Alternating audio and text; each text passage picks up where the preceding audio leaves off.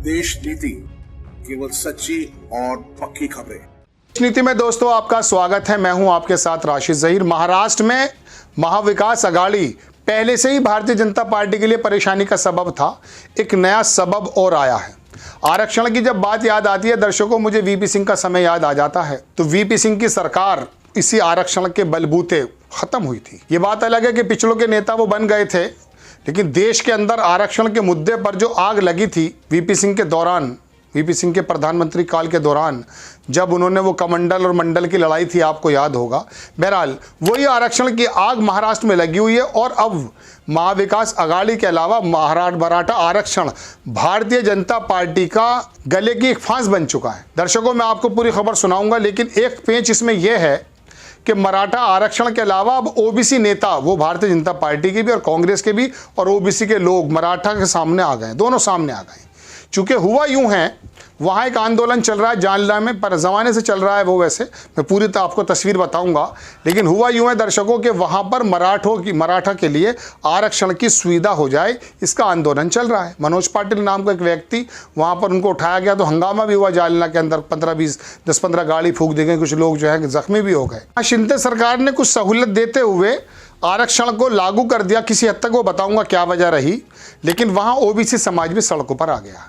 अब मराठा आरक्षण और ओबीसी लोग भी भारतीय जनता पार्टी के लिए मुश्किल पैदा कर रहे हैं। खबर सिलसिलेवार देखिए। एनबीटी ने छापा कि ओबीसी कोटे से मराठों को आरक्षण देने का विरोध महाराष्ट्र में अपनी ही सरकार के खिलाफ बगावत पर उतरे बीजेपी के नेता। मैं अपने शब्दों में बता देता हूं, पढ़कर क्या बताऊं आपको। दर्शकों, बात ऐसी है कि मराठा जो है वहां लगभग 31% के करीब है। अब वहां 31% की आबादी मराठा की है। इसके अंदर पहली बात तो ये पिछड़े हैं या नहीं हैं, इनकी माली हालत क्या है वो देख लीजिए। वहां महाराष्ट्र में जब भी सरकार बनती है लगभग 50% मंत्री जो है मराठा ही बनते हैं। शिक्षा के अंदर 54% ही इनका योगदान है। कोऑपरेटिव सोसाइटीज़ वगैरह में 70% ये लोग काबिज हैं। और कृषि ज़मीन, चूँकि ये ज़्यादातर काम कृषि का करते हैं, 70% कृषि ज़मीन मराठाओं के अंदर ही आती है। ठीक, ये तो है मराठा की हकीकत। अब आगे देखिए, मैं आपको थोड़ा सा और बताता हूँ। मराठा आरक्षण जो था, हुआ यूँ है कि जब एनसीपी की सरकार थी, कांग्रेस के साथ मिलकर जो बनाई हुई थी, 2014 के पहले 14 के करीब, कांग्रेस एनसीपी ने एक अध्यादेश जारी करके 16% आरक्षण शिक्षा और नौकरी में मराठाओं को दे दिया था। लेकिन किसी ने वहां मुंबई हाईकोर्ट के अंदर कहा, वहां रोक लग गई। समझ गए, ये कांग्रेस के टाइम की बात है। अब आ जाते हैं फडणवीस साहब। फडणवीस साहब ने जो है वहां पर आयोग बना दिया। उन्होंने क्या काम किया? बैकवर्ड क्लास आयोग। उन्होंने ये किया कि इन मराठों को 12% शिक्षा में और 13% नौकरी के अंदर आरक्षण दे दिया। मुंबई हाई कोर्ट ने इसको सही ठहराया, लेकिन 2021 में सुप्रीम कोर्ट ने इसको रद्द कर दिया। ठीक है जनाब। अब मराठा नाराज होकर के सड़कों पर आ गया। अब हुआ यूं है कि वहां एक कुनबी जाति है मराठों की। शिंदे सरकार ने यह कहा कि जिस पर भी कुनबी सर्टिफिकेट मौजूद है उसको आरक्षण हम देंगे। आरक्षण देने का मतलब सर्टिफिकेट है और हम थोड़ा सा उसको जीआर के अंदर लेकर आ जाते हैं। अब हुआ यूं है कि पूरे महाराष्ट्र में सारे मराठा को कुनबी सर्टिफिकेट देने की बात कही जा रही है। वहीं कुनबी सर्टिफिकेट नहीं, कुनबी जो लोग हैं उन्होंने मना कर दिया कि सब लोगों को ना दीजिए। ओबीसी भी कहने लगी कि भाई हमारे 27% में से आप इनको कैसे दे सकते हैं। वो दोनों सामने आ गए। ये पूरी टोटल कहानी है।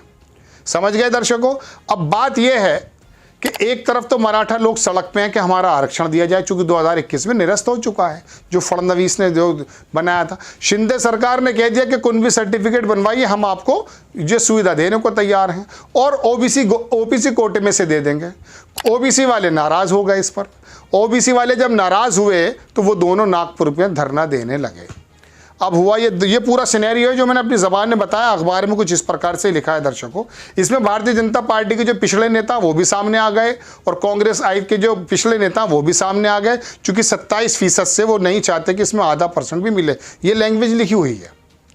और उनका कहना अगर आपको देना तो आपको जो EWS है, इकोनॉमिकल वीकर सेक्शन जो बनाया था, जो 10% मोदी जी ने दिया था, उसमें से दे दीजिए आप। तो अब एक तरफ तो भारतीय जनता पार्टी या शिंदे सरकार इस बात से परेशान है कि महाविकास अघाड़ी का मुकाबला कैसे किया जाए। अब ये 31% मराठा आरक्षण के नाम पर सड़क पर उतरा हुआ है, धरने दे रहा है। यूं परेशान, अब इनको थोड़ा सा जो कुणबी जाति का सर्टिफिकेट दे करके कुछ सुविधा देने की बात शिंदे सरकार कर रही है, उससे जो है ओबीसी नाराज हो गए हैं, कुणबी जाति खुद नाराज हो गई है। तो दर्शकों, ये पूरी सिनेरियो है। अब ये दोनों चीज़ें मिल करके भारतीय जनता पार्टी के लिए, शिंदे सरकार के लिए, अजीत पवार के लिए और फडणवीस साहब के लिए गले की फांस बन चुके हैं। ये पूरी कहानी है आरक्षण की जो महाराष्ट्र में चल रहा है। तो अब इलेक्शन भी करीब है, तो भारतीय जनता पार्टी के लिए कोई अच्छी खबर नहीं है। आपको खबर कैसी लगी अपनी राय कमेंट्स बॉक्स में ज़रूर दीजिए। चैनल को सब्सक्राइब कीजिए, शेयर कीजिए। नेक्स्ट टाइम मैं किसी खबर के साथ आता हूँ। जय हिंद। आपका एक सब्सक्राइब हमारे लिए महत्वपूर्ण है। देश नीति को अभी सब्सक्राइब करें और बेल आइकन को दबाना ना भूलें।